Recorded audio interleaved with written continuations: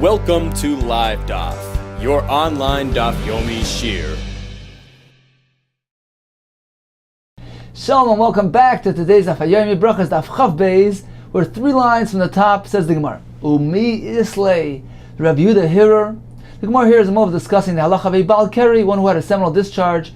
He is prohibited from speaking words of tefillah, words of Torah. In some cases he's allowed to be maharer, he's allowed to contemplate those words, and the Gemara concluded that all shittis, whether it's the Tanakama or Rav Yehuda, they agree to this limitation imposed upon a Baal Keri. Says the Gemara, is that so? Umi Islay, the Rav Yehuda Hirer, does Rav Yehuda agree with this limitation of a Hirer imposed upon a Baal Keri? V'atanya, haven't we learned in the Brachos otherwise? Baal Keri she'ein lo mayim litboil, a Baal Keri who has no water available to be toivel. Kairi Krishma, he recites Krishma, ve'enim mevarach, but he does not make the bracha leila faneh, v'leila achreya, not before Krishma, not following Krishma. V'oichal pitoi, he eats his bread, u'mevarach lachreya, and he makes a bracha achroina, brachas hamazayin, following his bread. Ve'enim mevarach lefaneh, but not beforehand. Aval maharer b'liboi, but he's only allowed to contemplate, meaning, this that we said that he recites Krishma and the bracha achroina on bread, this is only done through hearer, through contemplating in one's heart, but he does not express it with his lips. This is the opinion of Rav Meir. Either way, he's allowed to express it with his lips. So here we see clearly that Rav Yehuda does not impose any restriction on a Baal Keri. Says the Gemara, here it's different. Here we're speaking about Brachos. Rav Yehuda only allows the Baal Keri to recite Brachos. Why? Because Brachos assume their own category. A son of Rav Yehuda equates Brachos to Hilchos Derech Eretz. They're equated to the same status as Hilchos Derech Eretz. Those are Brachos which dictate to us our proper mode of behavior, Hilchos Derech Eretz, and that a Baal Keri is allowed to engage in. Rav Yehuda has a leniency. He allows a Baal Keri to engage in those halachos. Similarly, regarding Brachos, they are considered our regular mode of life, our mode of behavior, and they are equated to Hilchos Derech Eretz, and Rav Yehuda does not impose restrictions on Brachos. However, regarding everything else, Torah, Krishma, Rav Yehuda agrees to the restriction imposed upon a Baal Keri.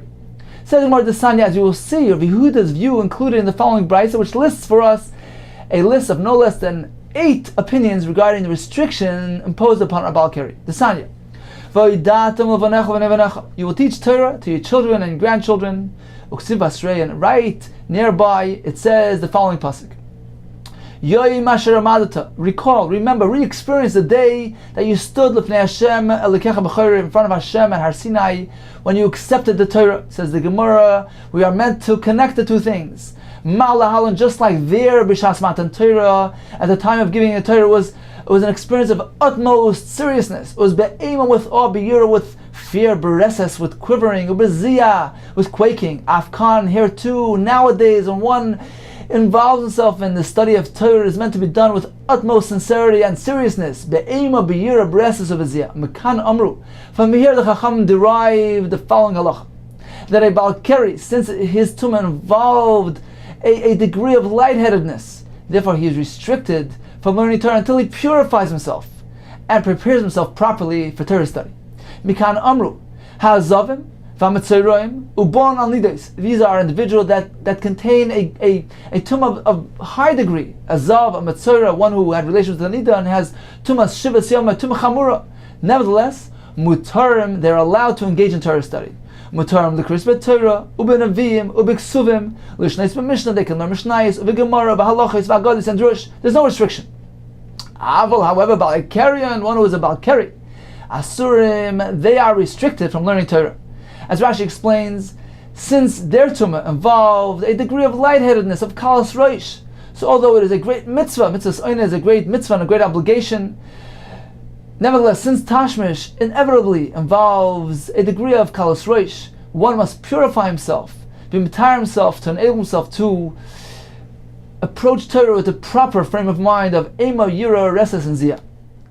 So according to Tanakama, he's not allowed to engage in any form of limud Torah. Rabbi Yossi, there's a leniency. He can learn those missions which he is ruggling, which he learns them in an habitual manner. He knows them well. He doesn't need to concentrate. But don't concentrate and delve into them. Rabbi Yonis ben Yosef, Matzios Mishnah, you can delve into Mishnayos, but not into Matzios Gemara. Can't delve into Gemara. Rashi says we are Geras Midrash. These are the Brachos of Sefer Sifri, which elaborate on the Psukim. The Bach mentions that from here on in, whenever the Amid in our Amid, whenever the Gemara mentions the word Gemara, we're meant to substitute it with the word Medrash. These are the Brachos. So we have another shita regarding Balkari. Her Nasan Rav Shalom Aimer, Af Matzias Gemara. He may delve into Gemara. Be careful not to say the words of Hashem that are mentioned in these Medrashim, in the Psukim. Rav Yochanan Sandla, who was the Talmud of Rabbi Akiva, said in the name of Rabbi Akiva, Mishum Rabbi Akiva Aimer, he shouldn't engage in Medrash at all. We're afraid that perhaps he will recite the Askaris, the names of Hashem. Some opinions, some say the base of Medrash Kolikar, he shouldn't even enter the base of Medrash at all. And finally, the Shita of Rabbi Yehuda, which was Rabbi Yehuda Omer Shainuhu Behilcha is Derech Eretz. He may learn Hilchas Derech Eretz. Rashi brings a brisa of Darkan Shetakamid Chachamim, which is a brisa in Mesechas Derech Eretz, and so on. These are Hilchas Derech Eretz, and therefore they are allowed to a Balkari.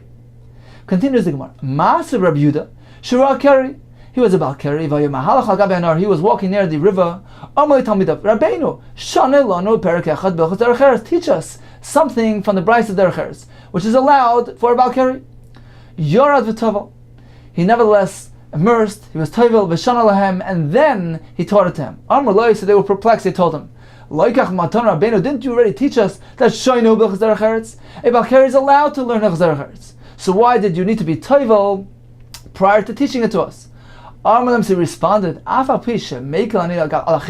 though I'm lenient regarding others, I am stringent, I am more machmer regarding myself, and therefore I require to be tovel and then teach you.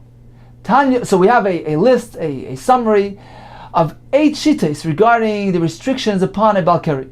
According to Tanakama, he's restricted from any form of learning. According to Rav Yossi, he's allowed to be shayna beregiliyos in those missions which he is used to reciting. According to Rav Yossi and Yosef, he may even delve into Mishnayos. According to Rav Nasan and Rav Shalom, he may even delve into Gemara without saying the Askaris. According to Rav Yochanan Sandal, the Talmud of Rav Akiva, who quoted Rav Akiva, which holds he should not engage in Medrash and Gemara at all. According to the second Shita, he may not even enter the Beis HaMedrash.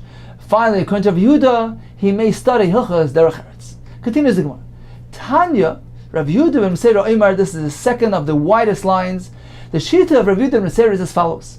Ein divrei Torah mekabel tuma. Words of Torah are not susceptible. Do not mekabel tuma, and even one who is a Balkari may fully engage in words of Torah. So this is a very lenient opinion. In fact, there was a story, Maaseh b'Talmud Echad, a student, Megamgem, who was mumbling. He hesitated to express the words of Torah clearly. He was mumbling the words of Torah, Lamala, Rav Yehuda ben Meseira, in the presence of Rav Yehuda ben Meseira. And Rav Yehuda ben Meseira noticed him. Amalei told him, B'nai, my son, why are you doing so? Psach picha, open your mouth with confidence. V'yurud v'recha, and let the words shine out. She'ein divrei Torah mekabel tuma, the words of Torah do not become tamei. Shenemar haloi dvarai ke'eshnem Hashem. My words are like fire, says Hashem. My eish enim mekabel tuma. Just like fire does not get tuma, does not become tamei. After divrei Torah enim mekabel tuma, so too the divrei Torah are not mekabel tuma, and you may fully engage yourself in the words of Torah even if you are a Baal Keri. Omar Mar. We learned earlier an opinion regarding the limitation of a Balkari. Matzia was a Mishnah, and Matzia is a Gemara. He may delve into Mishnayos, but not into Gemara. And again, as the Bach said, Gemara here substituted with the word Medrash. He can't delve into Medrash. The Brachos, which elaborate on the Psukim. Says the Gemara, Messiah, Leila Rav, this opinion supports the opinion of Rav Eloi, who said the same halacha. The Amar Rav Eloi, Amar Rav Achra Yaakov, Mishum Rabbeinu, the name of Rabbeinu, Rashi says this means Rav, which is halacha. Matzia as a Mishnah and Matzia as a Gemara. Then a Balkari can delve into Mishnayos but not into Gemara. So it's the same opinion. Continues the Gemara Tanai. This will correspond with the list of Tanai, the opinions mentioned in the following brayso. Matzia as a Mishnah and Matzia as a Gemara. He can delve into Mishnayos but not into Gemara. This is the Shita of Rav Meir. So this corresponds with the Shita we just mentioned. Rav Yehuda ben Gamliel Omer b'Shem Chanani ben Gamliel Zev is Aser, that regarding Gemara, he cannot engage in Gemara whether it's superficially or by being by being matzir, by delving into Gemara. Don't engage in Gemara at all. Va'amrila, there's a third shita which is zev mutar. He can engage in whatever he wants. It is allowed. Says the Gemara, Manda Amar zev asur. According to the shita, that Gemara is not allowed to balkari at all. This is corresponding to the shita of Rabbi Yochanan Samdo mentioned in the first brisa that holds that regarding medrash, regarding Gemara, a balkari cannot engage at all. Manda Amar zev mutar. The final shita which allows him to involve himself in Gemara in any fashion is Kavidu and Seira, which is the most lenient shita mentioned earlier that doesn't restrict a balkari in any way. The Torah not makabel tuma, and he may learn in any form or fashion that he chooses. Continues the Gemara. Amar of Nachmar Yitzchak. There are three leniencies found in the Gemara, and the custom, our custom, is to follow those kulos. Noig Alma, the world, the public, follows the leniency of Kahani Tlas Sabi, of the following three elders. Says the Gemara, what are the three kulos? Number one, Rabbi Loi Reish Hagez. The shita of Rabbi Loi regarding Reish Hagez, which is the mitzvah to give a kohen a portion of the sharing of the wool. Bereshis Hagez, the first portion of the sharing of the wool. Rabbi Yoshe b'Kalayim, we follow the leniency of Rabbi Yoshe regarding Kalayim. And finally, Rabbi Yehuda ben Meseira b'Divrei Torah, which we already know what that is. Explains the Gemara. Rabbi Loi Reish Hagez, we follow the shita of Rabbi Loi regarding Reish Hagez. The Sanya of Rabbi Loi says as follows. Rabbi Loi Omer Reish Hagez, the mitzvah to give Reish Hagez, the portion of the sharing, Ein Noigel B'Aretz, is only applicable, is only obligatory in Eretz Yisrael, not in Chutz La'aretz. So we follow this leniency. Number two, Rabbi Yoshe b'Kalayim, K'dichsiv. L'Sizro Karmcha Kalayim, one may not plant a mixture in his vineyard. Says Rabbi Yoshe, what does this mean? Rabbi Yoshe Omer Lo Ilam Ein Chayav, he is not Chayav Ad Sheyizra Chita Usa Oira V'Chartzon B'Mapoletz Yad. If he mixes up a kernel of wheat, a kernel of barley together with a grapeseed in one planting, that is considered to be Kalai HaKerem. Rabbi Yoshe learns the pasuk of the Sizr Karcha Kalayim as follows: you may not plant Kalayim, meaning a mixture of two seeds, in the Kerem together with the grapeseed. So it needs to be a total of 3 seeds. So we follow this leniency. There's no Chiyuv in Kalai Kerem unless he plants 3 seeds together. And finally, we follow the leniency of Kavidu ben Meseira b'Divrei Torah. The Sanya of Divrei Meseira Oime ein Divrei Torah mekabel tuma, and is allowed to a balkari. Continues the Gemara. Continue with this kula of Rabbi Meseira Kiasav Zeiri. When he came, he said, Amar batlua litfilusa. Indeed, they abolished the requirement to be tovel, following in accordance with the shita of Rabbi Meseira, who does not require balkari to be tovel, to purify himself, to learn Divrei Torah. For Amri, some had a different version in the statement of Zeiri, as follows: Batlua lenetilusa, they abolished netilas yadayim. The Gemara will explain. Manda Amar batlua litvilusa, they abolished tvila. Kavidu ben Meseira. Manda Amar batlua lenetilusa, it was referring to Kihada of Chizda, Layit. He condemned, he cursed.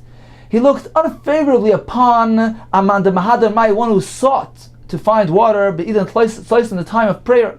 He sought water before he davened, and the Gemara explains earlier it's referring to Krishma. Before he recites Krishma, he's looking to find water to wash his hands, and that is not recommended since he may miss the deadline, there's not Krishma, therefore that is not meant to be done.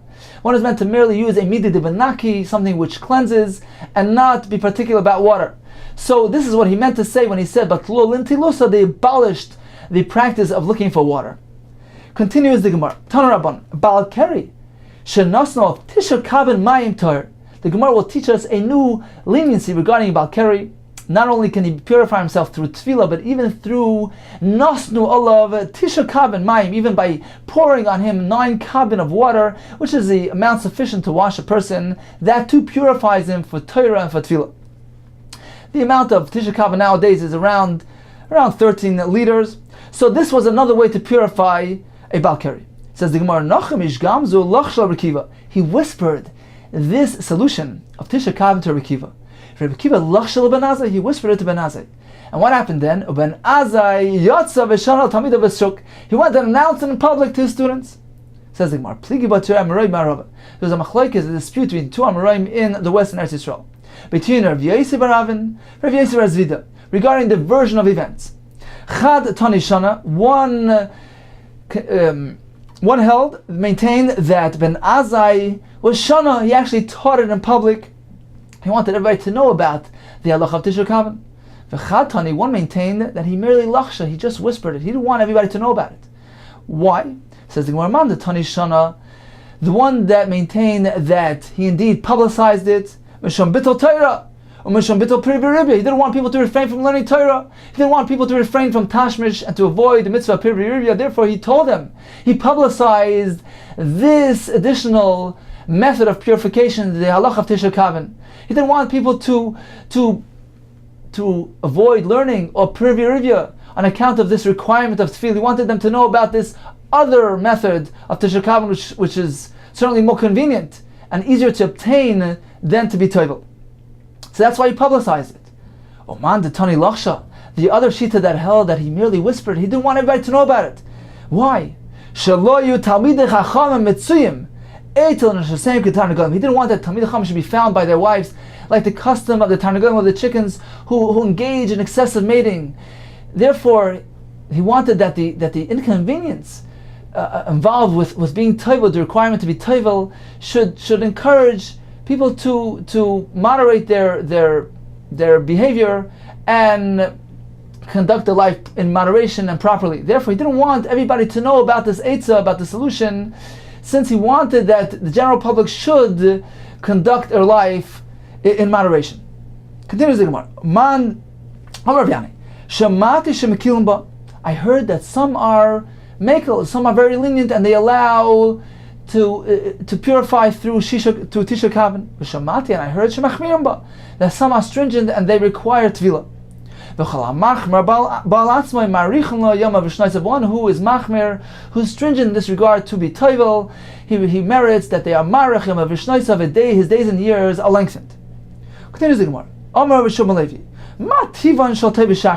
What's the point? What's the benefit of those who go to the mikveh and purify themselves by immersion in the morning from Keri? Says the Gemara, Ma Tivan. What do you mean? What's the benefit?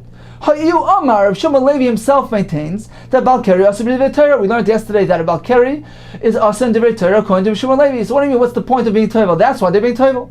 This is what he meant to say. Ma Tivan barbar sa. Why are you meticulous regarding mikvah 40 sa? Efshe b'tisha kavan. You can pour merely 9 kavan on yourself.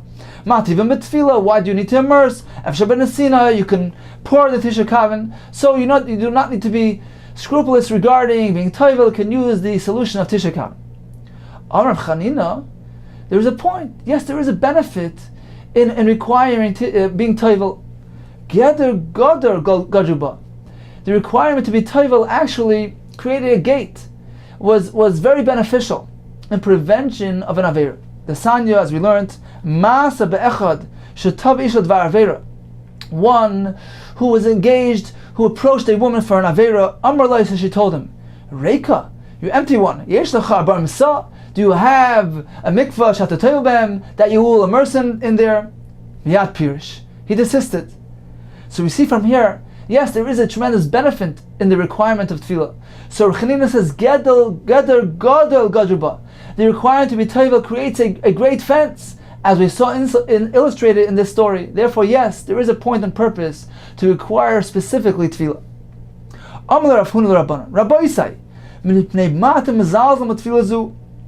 Why are you belittling? Why did you do away? Are you not particular and scrupulous regarding this tefillah of tefillah's keri?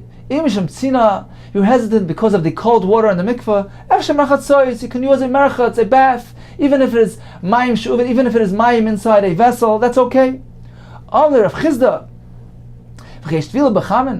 can you give them an eitzah advice to go into a merchatz, into a bath which is warmed up? Can a person do that? Can you do tefillah in a vessel? You can't do that. He told him, Rav Ada bar Ava kavasach. Indeed, Rav Ada bar Ava agrees with you that one may not immerse for tefillah's keri in a vessel. But evidently he disagrees. He held that it is okay. Says in Rav Zera Haviyosef Agna Damaya. He was sitting in a container of water, b'masusa, in the bathhouse. Please go get me 9 kavin v'shadi alay and pour it on me. You're already sitting in a container of water. Why is that not sufficient? Why do you need, in addition to that, to have 9 kavin to be poured on you? You're already sitting in the water. Amar Leis, he told him, no. The Chacham were very particular in their requirements. They were very particular. Just like the requirement of tefillah in Arbaim Sa requires one to immerse in the Arbaim Sa, in the mikveh. Ma Arbaim Sa b'tefillah, you need to immerse in the mikveh. You can't take it and pour it on you. Meaning that the halacha of Arbaim Sa was specifically said regarding being toivel in them. After Tisha Kavin, so to the Eitzah, the option of Tisha Kavin was Benasina B'Tvila, was regarding being poured and not regarding one who is immersed in them. Meaning that two separate options. You could either immerse in Abarim Sa, you could have Tisha Kavin to be poured on you. But if you sit in Tisha Kavin, that is not sufficient. Continues the Gemara. Rav Nachman Tikein Chatzah of Tisha Kavin. Rav Nachman, he set aside a chasva, a container, a barrel, which contained the amount of Tisha Kavin to be used by the Talmidim in the morning to purify them from Tumas Keri. Ki Asur Rav Dimi Amar Akiva. He said as follows. Rav Akiva viewed the Glustra Amru, they made the following statement. This solution, this option of pouring Tisha Kavin is very limited. It's not meant for all. Lo Shanu, it is only meant it's meant for somebody who is unwell and his keri came unintentionally. It was la'oinsai. And then the Chacham were lenient with him. They did not burden him, did not require him to go to the mikveh. He can use the option of Tisha Kavin being poured on him. But an unwell person who is a Balkari, became a Balkari intentionally. He did Tashmish, for instance. In that case, there's no solution of Tisha Kavin. Abarim Sa, he requires to immerse himself. So there's no point, they said, that. So Rav Dimi said, based on this statement, there's no point in establishing the chatzba b'Tisha Kavin, the container containing Tisha Kavin for the Talmidim, since they are balikarim via intention. It wasn't unintentional. It was intentional. It was margal. Therefore, they do not have this option of using Tisha Kavin. Says the Gemara, if so, Omar Rav Yosef, itver chatzvi Rav Nachman. His container was smashed up, it was broken, meaning there's no point. There was no purpose for the container, they couldn't use it anyways. So that is the first sheet of Rav Dimi, again, that the option of Tisha Kavin can only be applied to one who is a chayla, who is unwell, and the keri came unintentionally. However, Ki also Ravin Amar, when Ravin came, he said, Bu'usha V'uvda, there was a story in Usha, they killed Rav Yosha in the Knisas Habayis, in the anteroom of Rav Yosha, V'shalu Rav Asi, and they asked Rav Asi regarding this halach. Amar Lahu, he said as follows: Leishanu ela l'choila hamargel. This option of Tisha Kavin was said can be applied to a choila hamargel, one who is unwell, even if his tumah came intentionally. Aval l'choila la'oinse patim reklum. But if somebody is unwell and he became a balkari unintentionally, he was an oines, he is absolved completely. He doesn't even need Tisha Kavin. So according to this shita, yes, one may use Tisha Kavin even if his tumah came intentionally. He was a margel, as long as he is a chayla, he's unwell. And as Rashi explained earlier, a Talmud Chacham is considered to be a chayla. They are generally considered to be weak, and therefore, certainly a Talmud may use the option of Tisha Kavin even if it came through being margel, it came intentionally. Says the Gemara, so Omar Yosef, it's damet chatzvi Rav Nachman. His barrel, its container was rebuilt, put back together. It indeed has a plan, has a purpose, and has a use. It can be used for the Chachamim to pour on themselves Tisha Kavin with this container, since they are considered to be a Choyle Hamargel. So we have a more stringent view of Rav Dimi, and we have a more lenient view of Ravin regarding the leniency of Tisha Kavin. According to Rav Dimi, it may only be used for a Choyle Le'ointzai, for an unwell person who became Makari through Oines. According to Ravin, it may be used for a Choyle Hamargel, even if the tumah came intentionally. Says the Gemara, how is it possible? How does it make sense that there was a dispute regarding the Takanas Ezra? Says the Gemara Michti, let's take a look. Kulu Amaroi V'Tanoi, but the Ezra Kamiflig, they're disputing regarding interpreting the Takanas of Ezra, regarding the proper application and interpretation of Takanas Ezra of Ibal Keri. V'nechsi Ezra Hechatikin. Let's take a look. Let's find out how he established this Takana. Explains Tosfos, since this was a Takana which applies all the time, Tefillah B'chol Yom, it was something that is ragel b'chol yom, or something which is practiced on a daily basis. How does it make sense that we don't know in which manner it was established? Says the Gemara, Omar Abaye. The reason why there's a machlekes is because of the following reason. We know that Ezra Tikein lebari hamargel memsa. He's masaken that a bari hamargel, one who is well, who is healthy, and he became tamei intentionally. He requires memsa. Ubari la'ointzei tezkaven. As well, Ezra was masaken that a bari, somebody who is well, who is healthy, and he became tamei la'ointzei unintentionally, he's allowed to have tisha kaven. So, initially, Ezra was already masaken two tracks, two options. For a bari hamargel, memsa. For a bari la'ointzei, we could be more lenient with him, and we do not require a mikvah, but rather tisha kaven. So that was the initial takana. Now, v'asa amaroi upligi b'chayla. The amaroi are disagreeing regarding the application of takanas Ezra to an unwell person. Mar savar chayla hamargul kubari hamargul. One shita holds, this is the first shita, the more stringent shita of Rav Dimi, he holds that we do not differentiate between a bari, between a chayla, they both have the same halachas. Chayla hamargul is kubari hamargul, he needs a mikvah. V'chayla la'intzai, kubari la'intzai, he needs tisha kaven. Umar Savar, the second sheet of Rav Dimi, he differentiates, he makes a distinction between a chayla and a bari. Umar Savar chayla hamargul kebari la'intzai. A chayla, he gets bumped down one level. A chayla hamargul means the highest form of chayla who became tamei intentionally. He will have merely the halacha of bari la'intzai, which is tisha kaven. However, a chayla la'intzai, a chayla who became tamei la'intzai unintentionally, he will be pater miklum. He's totally, completely absolved from anything. He doesn't even require tisha kaven. So according to the more lenient shita, we bump down the chayla one level. The chayla hamargel, he gets the lower requirement, which is tisha kaven. The chayla la'intzai is absolutely absolved. He's pater miklum. So that is the view of Abaye. Once again, that according to Ezra, there were already two levels instituted. A bari hamargel, mikvah. A bari la'intzai, tisha kaven. Regarding a chayla, that's where there was the machlekes. According to the more stringent view, a chayla has the same status as a bari, and therefore a chayla hamargel, mikvah. A chayla la'intzai, tisha kaven. According to the more lenient view of Rav Dimi, a chayla hamargel is bumped down. He requires merely tisha kaven, and a chayla la'intzai is pater miklum. Says the Gemara, Amar Rava, Nehida Sikin Ezra Tefillah, I have a different interpretation of the events. Ezra was only Masakin Tefillah.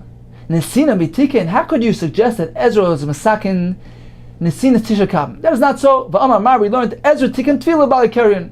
It's not so that Ezra was ever Masakin the concept of Tisha Kaven. Therefore, Rava has a different view, a little bit of different view of events than Abaye. And he says as follows: Elamar Rava, Ezra Tikin Tefillah Labaria Margul Memsa. Ezra was merely masakin one takana, that a bari hamargel, a healthy person who became a tamei intentionally, he is required to be toivel on a mikra of memsa. That's it. He didn't discuss anything regarding an oines. He only discussed the highest form, bari hamargel memsa. And the Rabbana came along, and they instituted the second option for a bari, a well person who became tamei unintentionally. He's allowed to have nesina tisha kaven. So the concept, the option of tisha kaven was added after the Takanas Ezra. So that is the introduction. Now, the Amoraim came along, the Amoraim, which is Rav Dimi and Ravin, and they had a machlekes. The Kamiflik, and they had a machlekes regarding a chayla. So the continuation of Rava will be exactly identical to Abaye's version of events regarding the machlekes. It was only this opening part that Abaye disputes. He holds that the Takanas Ezra was merely regarding a bari hamargel, which is memsa. The Rabbanon added the option of Tisha Kavan for a Bari La'intzai. Regarding a Chayla, that again is dependent upon the dispute between Rav Dimi and Ravin. Just like Abaye presented it. The Amaroi came along, and they're disputing regarding a Chayla. Mar Savar, the most stringent Shita holds, Chayla HaMargul, Kabari HaMargul. We don't differentiate between a Bari and a Chayla. They have the same status.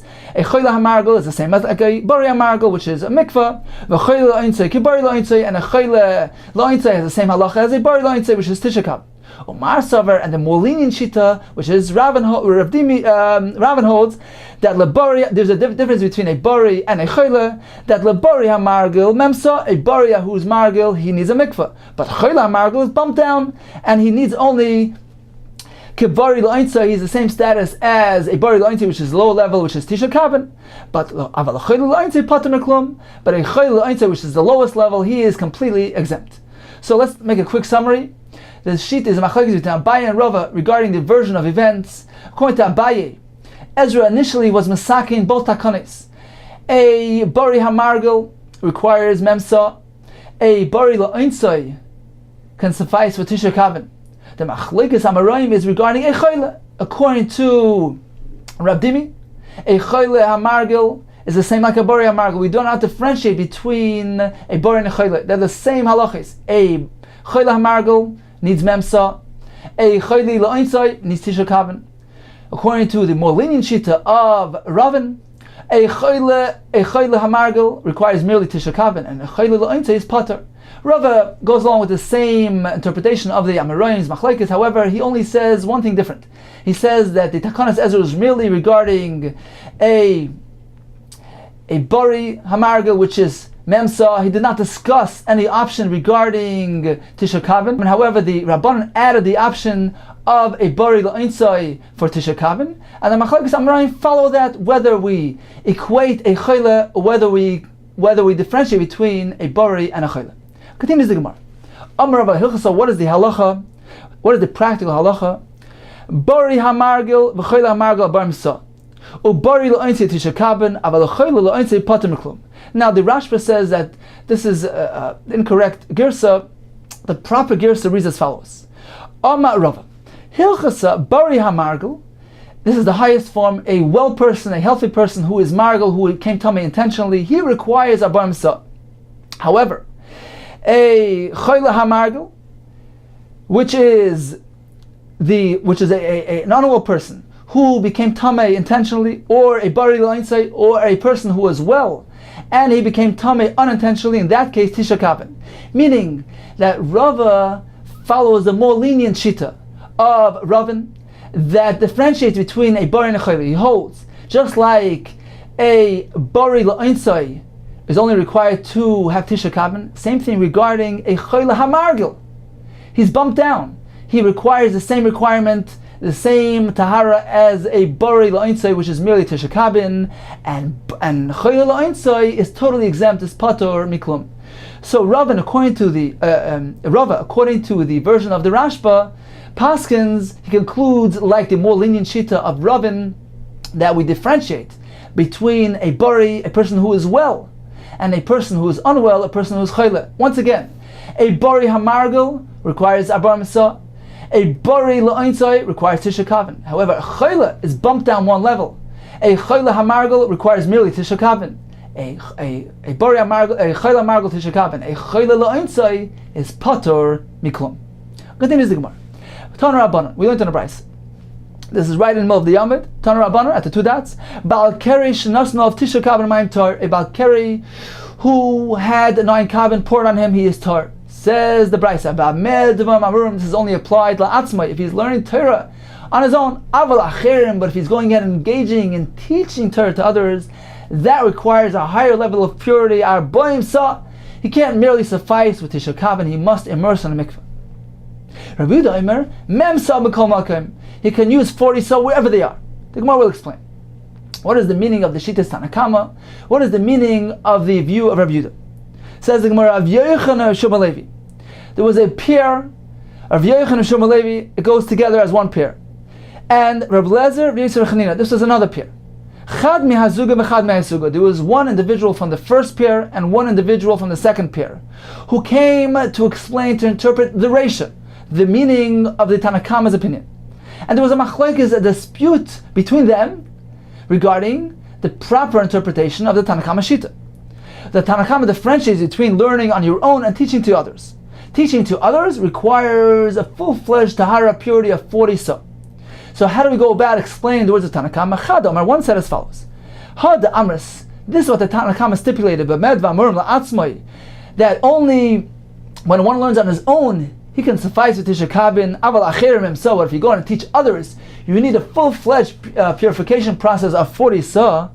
This is only applied, This is only applied to a choyle, a person who's unwell, and he became tamei intentionally. So this person, although ordinarily would suffice with pouring on him Tisha Kabin, we're evidently following the more lenient view that a choyle hamargel is bumped down one level. He merely requires Tisha Kabin. Nevertheless, when he's teaching others, he's bumped back up. He assumes the highest status. He's obligated to go to a mikveh since he's teaching others. But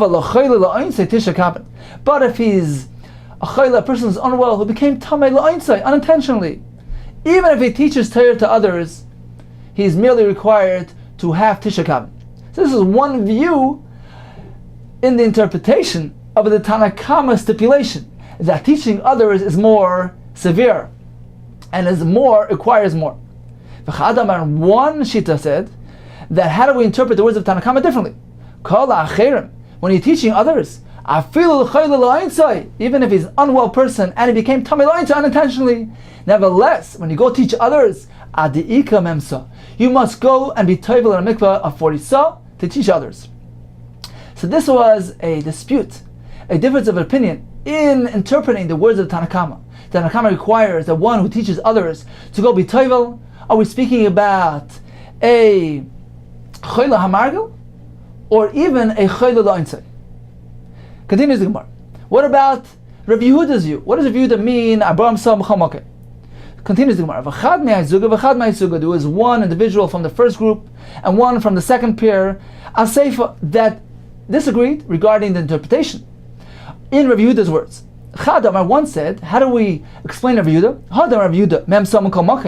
What Rav Yehuda meant to say when he said 40 sa anywhere, he meant to say that if it's in the ground, then even if the 40 sa were mayim sh'uvin, were contained in a vessel, which is something which is not allowed in an ordinary mikveh, but regarding tefillas keri, that's allowed, since it is now found bakarka, since he poured into a pit in the ground. Aval b'kelim, but if it's in a vessel, loy, that is not allowed. To that extent, we do not allow. Rechadam, and one maintained, afilu b'kelim nami, even if the water is to be found in a vessel, it's presently in a kli. For the purification of Valkari, that is sufficient. Continues the Gemara. It's all well according to the Shita that allows even in Kalim. This is what Rav Yehuda meant when he said 40 saw anywhere, even in a Kli. Rav Yehuda says 40 saw anywhere, even in a vessel, is okay, is kosher for tefillah of a Valkari.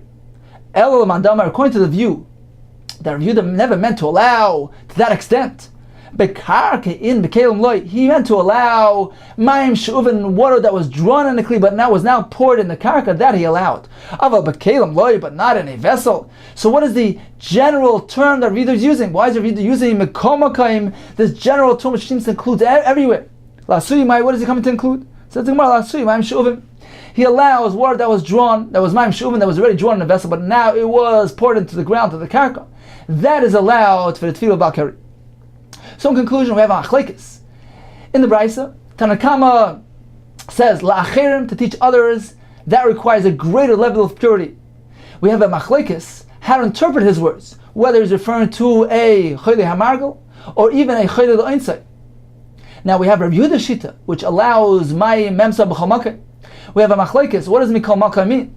Is he coming to allow mayim she'uvim in the karka, or even in a kli? Continues the Gemara of Papa, Rav Huna b'Rav Yeshua v'Rav Shmuel, krichu rifta ba'ad adadi. They ate bread together, and it came time for Brachos Hamazon. Amar Rav Papa, havali didi livrich.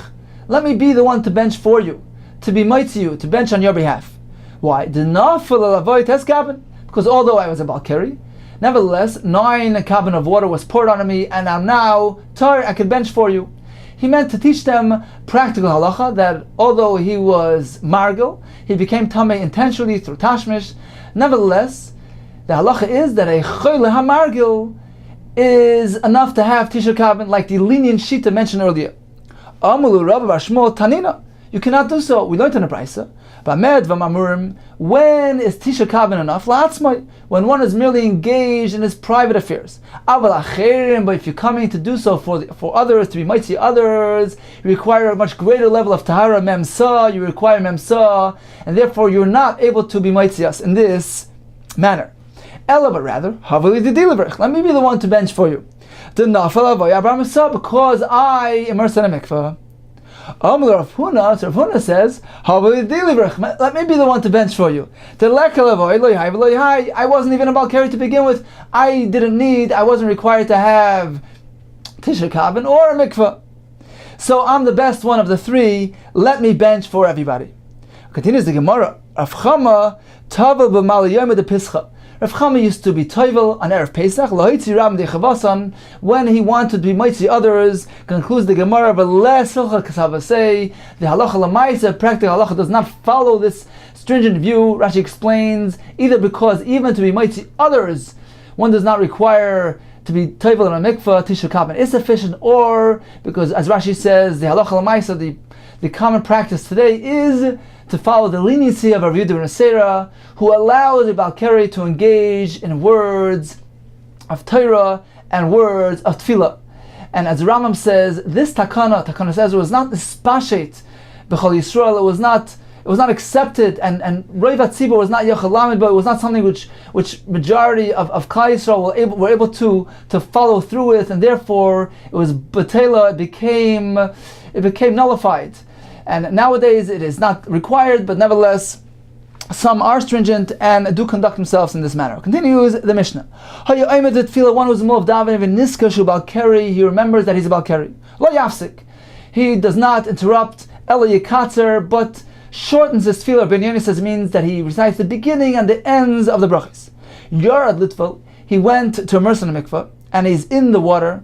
Says the Mishnah, if he has enough time available to go up, to ascend, to liskases, to cover himself, a likros, and to recite Krishma, before the sun begins to rise, which is the optimal time to recite Krishma. So he should do so. He should hurry up, yalla v'yiskasa v'yikra, and recite Krishma. But if he has not enough time to do so, yiskasa b'mayim v'yikra, he should cover himself in the water and recite Krishma right there. He shouldn't use water that has a bad smell, water that was used to soak in it the flax, which is also bad smelling, until he dilutes it with water. Rashi explains it's referring to meraglayim, urine, and once he puts a certain amount of water in it, as the Gemara will explain later, he's allowed to recite Krishma in their proximity. Continues the Gemara. How much does one have to distance himself from meraglayim or from tzay, human waste? 4 ames. He shouldn't interrupt, but rather shorten his tefillah.